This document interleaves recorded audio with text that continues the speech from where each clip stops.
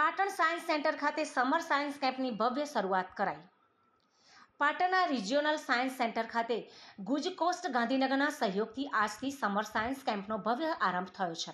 29 એપ્રિલથી 7 જૂન દરમિયાન ધોરણ 6 થી 10ના વિદ્યાર્થીઓ માટે વિવિધ વિષય આધારિત કુલ 6 થીમેટિક કેમ્પનું આયોજન કરવામાં આવ્યું છે।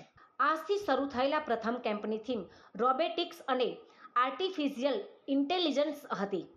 આ કેમ્પ માટે 67 વિદ્યાર્થીઓએ નોંધણી કરી હતી, જેમાંથી 50 વિદ્યાર્થીઓની પસંદગી કરવામાં આવ્યા છે। પ્રથમ દિવસની મુખ્ય આકર્ષણ તરીકે ડોક્ટર હિતેશભાઈ પંચાલે રોબોટિક્સ અને AI વિષયક ઊંડાણપૂર્વક માહિતી આપી હતી। તેમણે વિદ્યાર્થીઓને આ ક્ષેત્રમાં કારકિર્દી વિકાસવાની દિશા અને શક્યતાઓ વિશે જાણકારી પણ આપી હતી।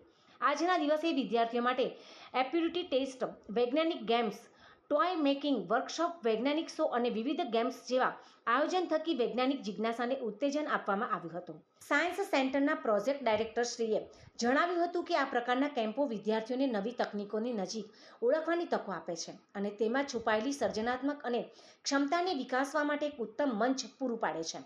આ સમર સાયન્સ કેમ્પના સફળ આયોજનના સર્વાંગી સહયોગ આપવા બદલ સાયન્સ સેન્ટરના ડૉક્ટર નરોત્તમ સાહુ, ડૉક્ટર પૂનમ ભાર્ગવ તેમજ શ્રી વત્સલ તન્ના અને શ્રી પાવિત શાહ અને સમસ્ત ગુજકોસ્ટ પરિવારનો આભાર વ્યક્ત કરે છે।